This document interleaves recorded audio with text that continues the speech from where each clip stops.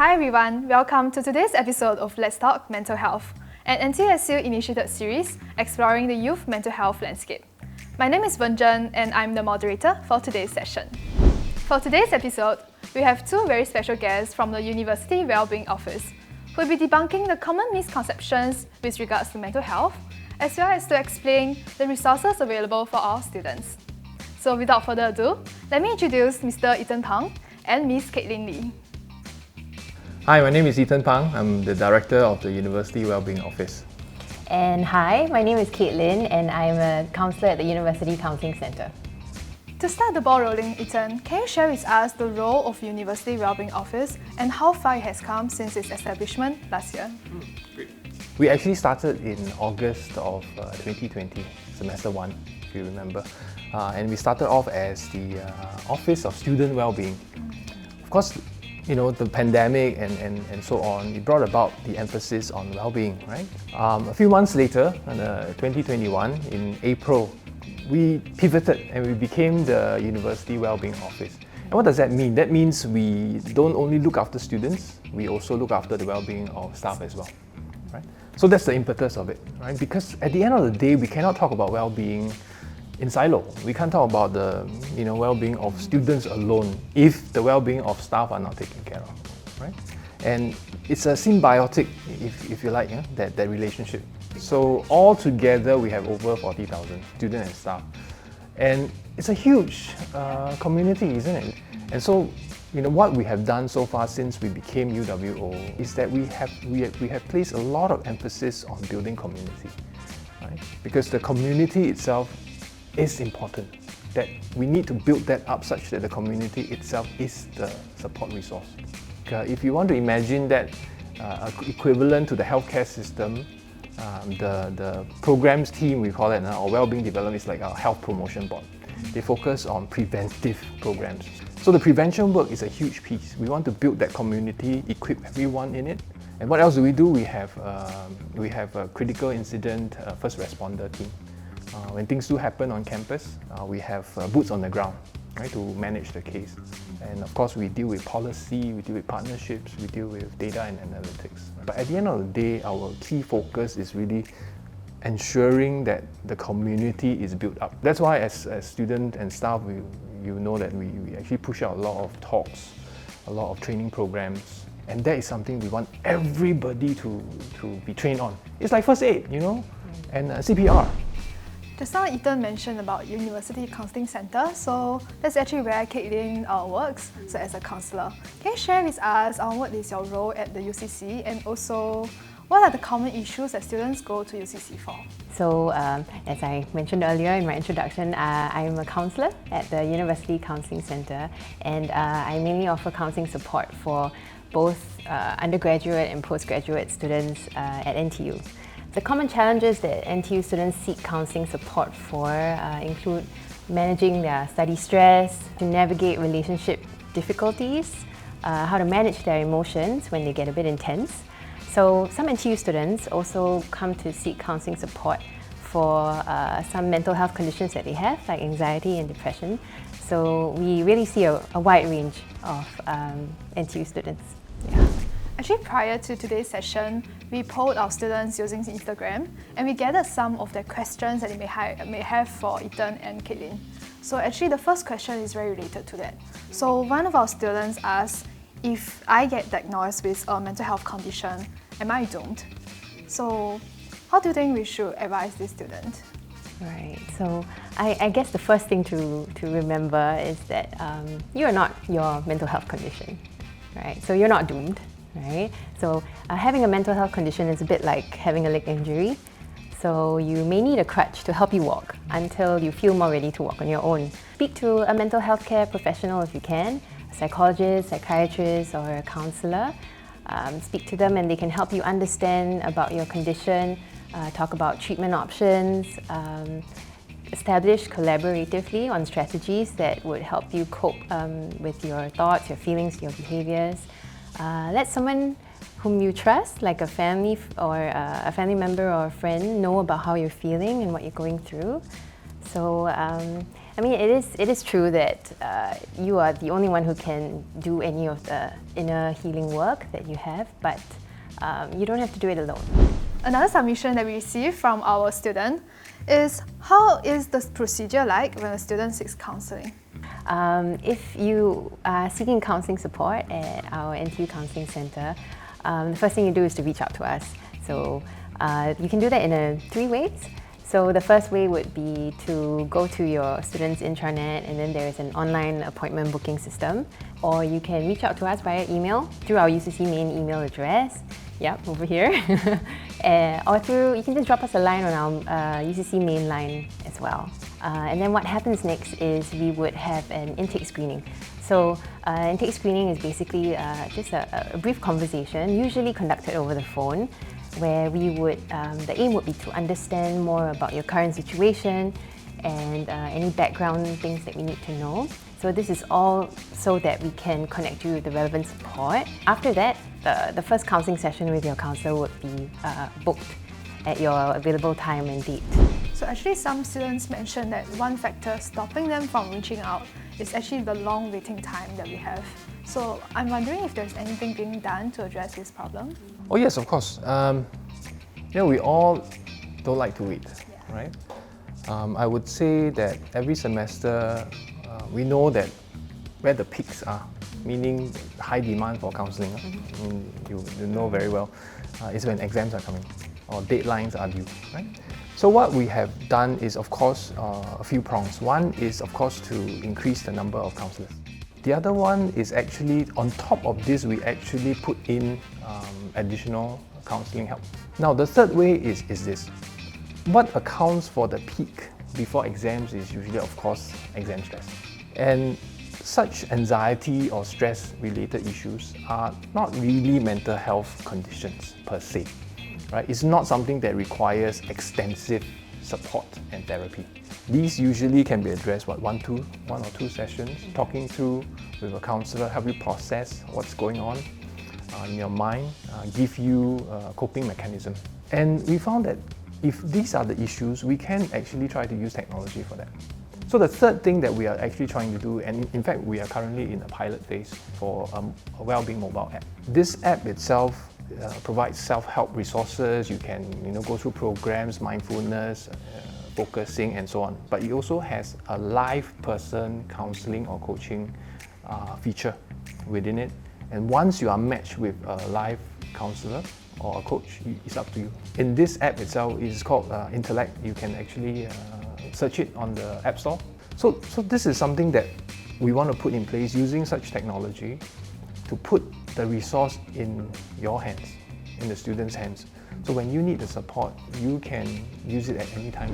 Here is another question from the students. So this student mentioned that I would like to get help from UCC, but I'm unsure whether my data and information that I share during the session will be kept confidential.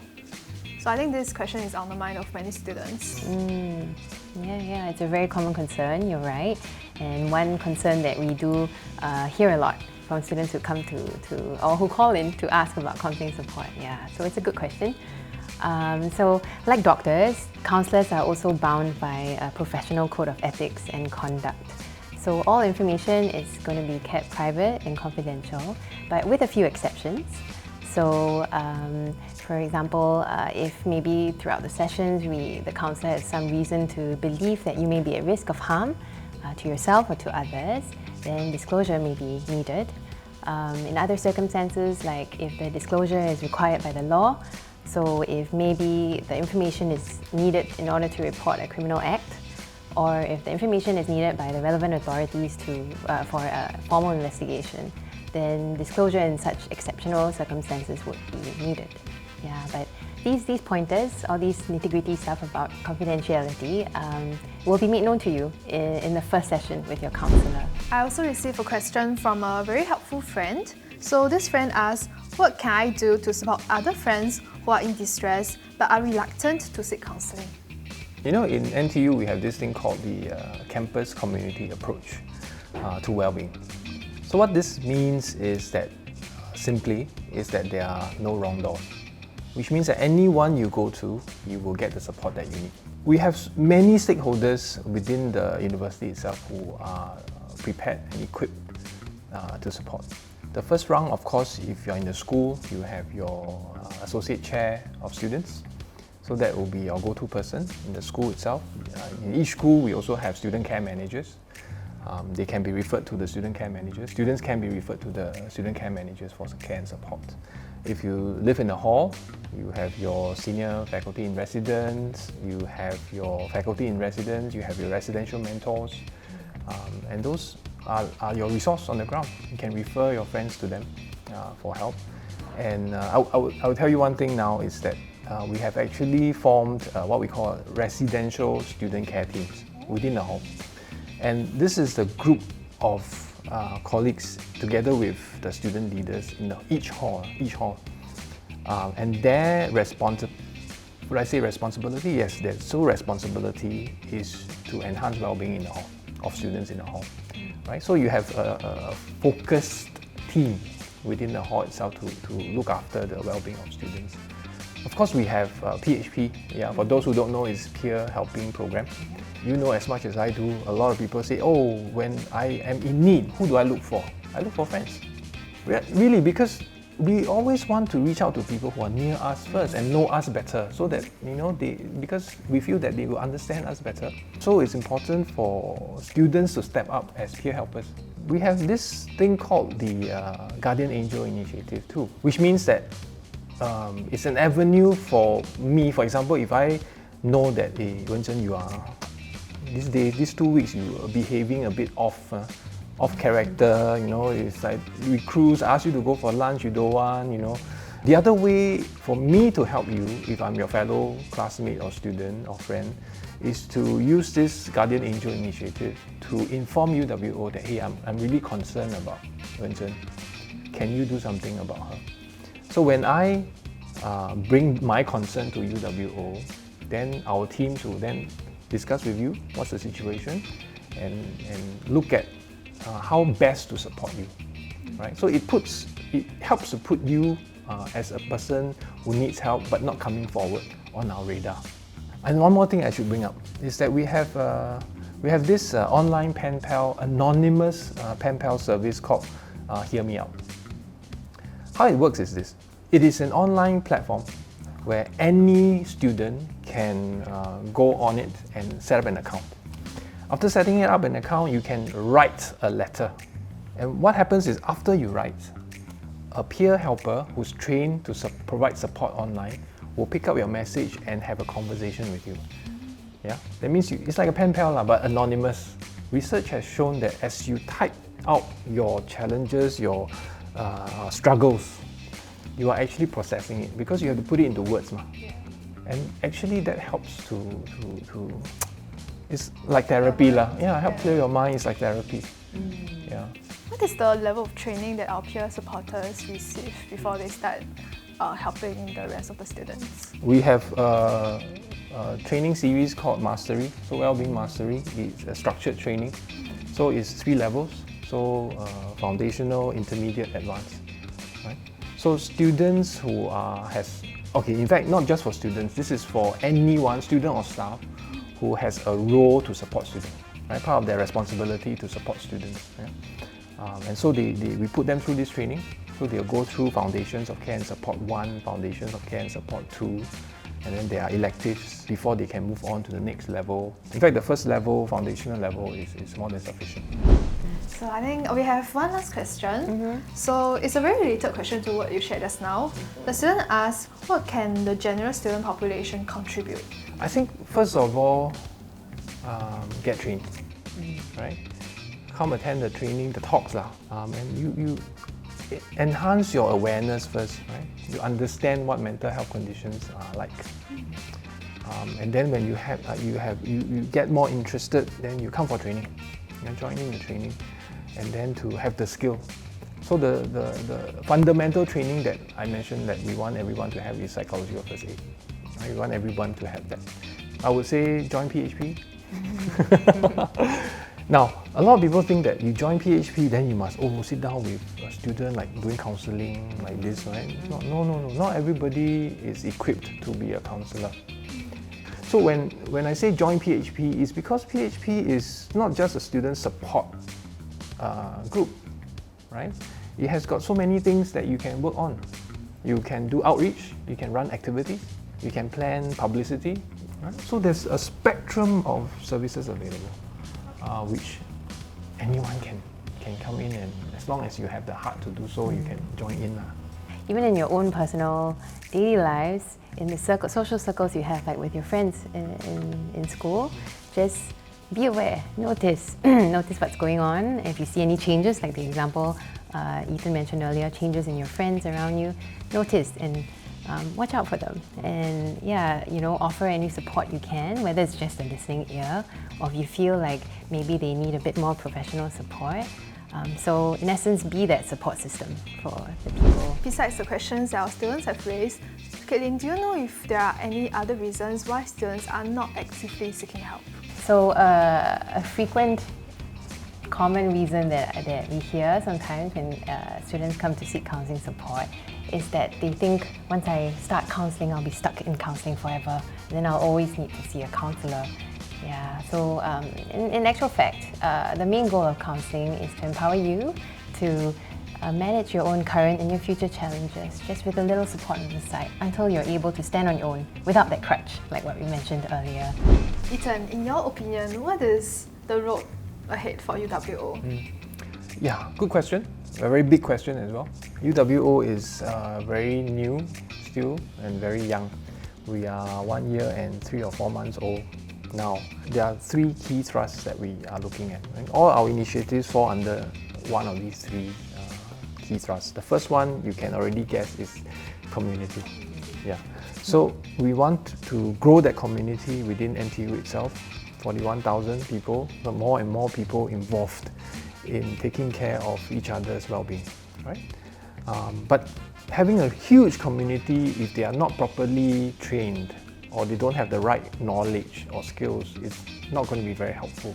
So the second C, the first C is community, second C is capability.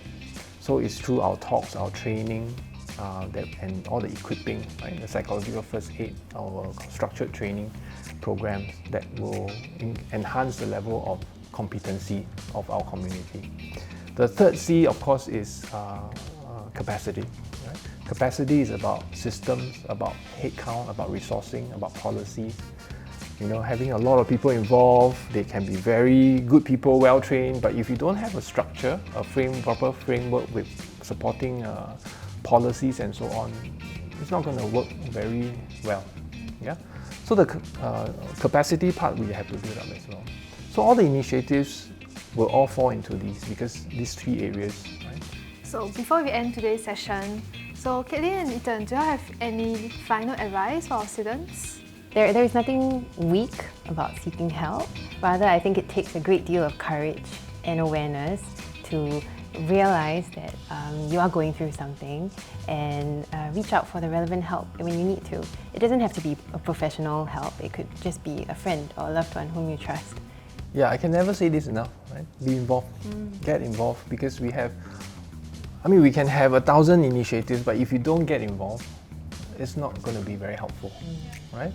It takes each of us to be involved for the community to be formed, right? We sometimes think that this is my bucket, my energy, my love, my whatever. We think that we are the ones who has to fill this up all the time. But because we are such social beings, only someone else can fill this bucket for me. And so we have to realize that we have to fill each other's bucket. We matter to each other, so be involved. Thank you so much for the fruitful discussion. And with that, we have come to the end of today's episode. Just like what Ethan and Caitlin shared, do not hesitate if you want to seek help. And if you are not, please actively get involved in becoming a change maker and build a community of care and empathy within NTU. With that, we have come to the end of today's episode. And now it's your turn to talk about mental health.